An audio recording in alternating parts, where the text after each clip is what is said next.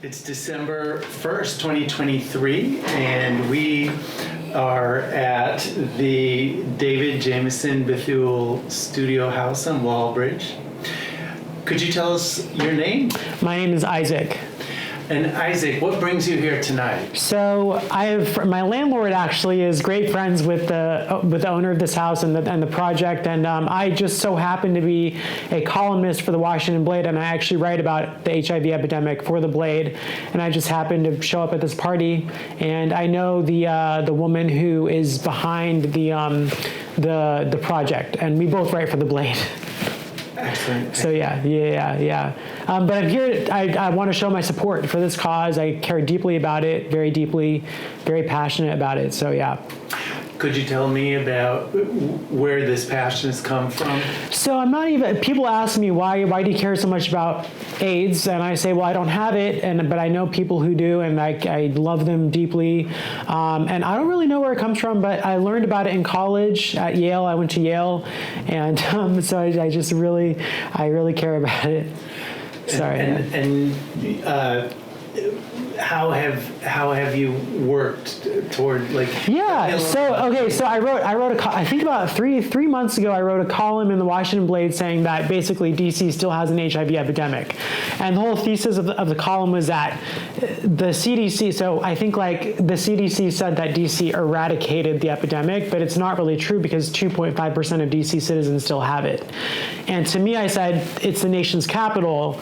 The nation's capital of the freest country on earth shouldn't have a 2.5% rate of this disease in their city. It should be like 0.01 or 0.5, not 2.5. So I think the fact that 2.5% of DC residents have, HIV it should be lower. So I try and work towards that, and I myself I sleep with both men and women, and I've been tested. I know what it's like to go through the whole testing regimen, and so I'm very much in favor of free testing and open testing and stuff like that.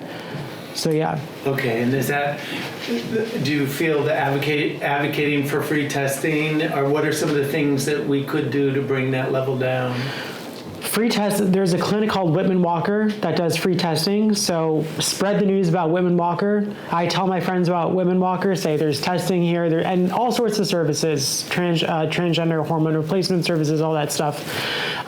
Practice safe sex, and that's basically it in my opinion, so yeah. Mm-hmm. But yeah.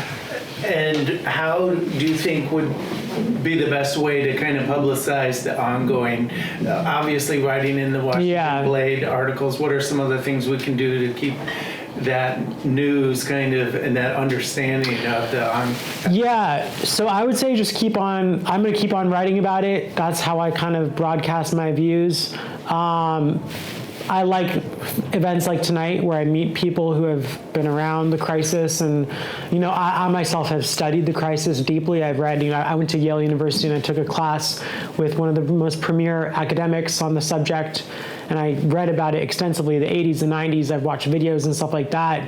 To me, I'm actually transgender. I don't look trans, but I'm a transgender man, and so I like to learn from that crisis because trans people face a crisis right now in the U.S. Mm-hmm. So it's a learning process for me. And what are some things that you might recommend that we read? God, I don't know. I'm bad with that. I wish I had an answer. I don't. Okay. Yeah. That's great. Are there any folks that you would like to remember tonight? I believe there's 3 men who were showcased, the lives of not 4, 3. Mm-hmm. I would like to remember those 3 men. I want to honor the woman. I believe there was just one woman, mm-hmm. who did this project. I want to honor her. I want to honor you and your project and your friends and everyone who came here, basically. So yeah. Excellent. Yeah. And is there anything else you'd like to leave us with tonight? That is it. I probably dropped a lot of bombs on you, but that is it. Yeah. You've been absolutely fantastic. Yeah. Thank you so much. Okay, thank you.